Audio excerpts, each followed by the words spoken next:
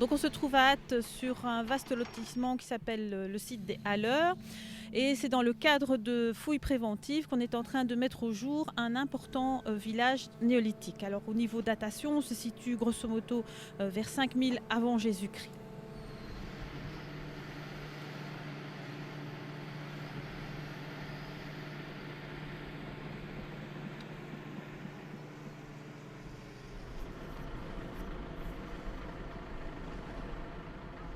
Alors au niveau du village, ce qu'on retrouve principalement, donc, c'est les traces d'occupation de l'habitat.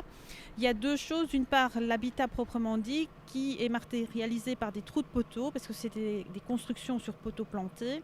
Et puis on a autour de ces constructions des fosses qui au départ servent à extraire de l'argile pour faire les murs des maisons, et puis qui servent de poubelles. Et c'est là qu'on retrouve tous les objets de la vie quotidienne.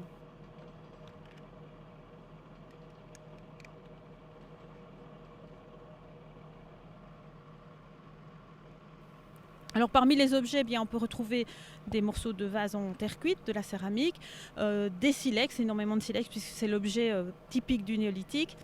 Et puis également, on retrouve des petits fragments de bracelets en schiste. Alors le site a un intérêt historique très très important. On se trouve en réalité à 500 mètres de ce qu'on appelle le bourg primitif de la ville d'Ath, le vieux Ath, où se trouvait une église. Il faut savoir que la ville actuelle ne s'est développée qu'au XIIIe siècle autour de la tour Burban, qui était un château.